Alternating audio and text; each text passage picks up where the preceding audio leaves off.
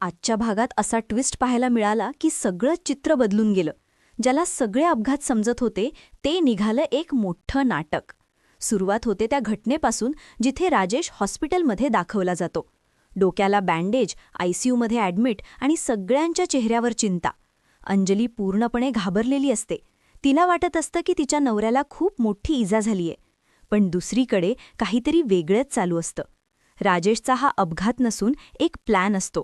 घरातले पैसे हातोहात घेण्यासाठी त्याने ही सगळी खेळी आखलेली असते. तो स्वतःला हॉस्पिटलमध्ये दाखवतो, जेणेकरून कुणालाही त्याच्यावर संशय येऊ नये. पण प्रत्येक प्लॅनमध्ये एक चूक होतेच आणि इथेही तसंच काहीसं घडतं. ईश्वरीला सुरुवातीपासूनच काहीतरी गडबड असल्याची जाणीव होत असते. तिला राजेशचं वागणं, वेळ आणि परिस्थिती काहीच जुळत नाही असं वाटतं. ती अर्णवला सांगते की काहीतरी बरोबर नाही, पण त्यावेळी कुणालाही तिचं बोलणं पूर्णपणे पटत नाही.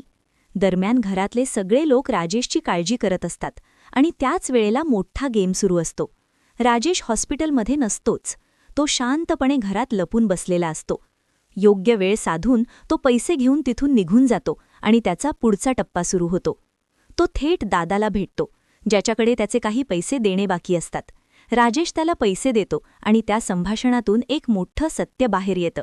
तो इतक्या थराला जातो की स्वतःला इजा करण्यासही तयार आहे, फक्त पैसे आणि स्वतःचा फायदा यासाठी. पण याच ठिकाणी त्याचा खेळ संपायला सुरुवात होते. दादा पूर्ण प्रकार समजून घेतो आणि तो लगेच अर्णवला माहिती देतो. अर्णवला जेव्हा हे सगळं कळतं तेव्हा तो हदरून जातो. तो लगेच दादाला हॉस्पिटलमध्ये बोलावतो, कारण आता सत्य सगळ्यांसमोर आणणं गरजेचं असतं. दरम्यान हॉस्पिटलमध्ये अजूनही नाटक सुरू असतं. डॉक्टर आणि काही लोक परिस्थिती गंभीर असल्याचं दाखवत असतात. अंजली अजूनही विश्वास ठेवून असते की तिचा नवरा खरोखरच जखमी आहे.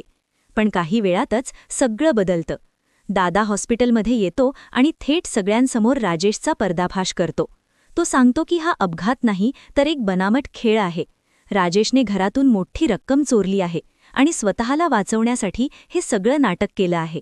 हे ऐकताच अंजलीच्या पायाखालची जमीन सरकते. ज्यावर तिने विश्वास ठेवला तोच तिच्यासोबत फसवणूक करत होता.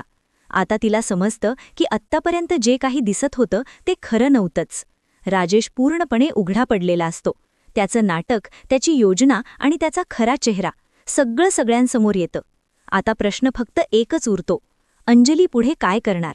ती या फसवणुकीनंतरही राजेशला साथ देणार की त्याच्या विरुद्ध उभी राहणार? कारण आता हा फक्त नात्यांचा प्रश्न राहिलेला नाही, तर विश्वास आणि सत्याचा प्रश्न बनलाय. पुढचा भाग इथूनच खूपच रंजक होणार आहे. आता सत्य समोर आलंय, पण निर्णय अजून बाकी आहे. जर तुम्हाला असेच दररोज लेटेस्ट अपडेट्स आणि जबरदस्त ट्विस्ट जाणून घ्यायचे असतील तर व्हिडिओला लाईक करा, चॅनलला सबस्क्राईब करा आणि तुमचं मत कमेंटमध्ये नक्की सांगा. तुमच्या मते अंजलीने काय निर्णय घ्यायला हवा?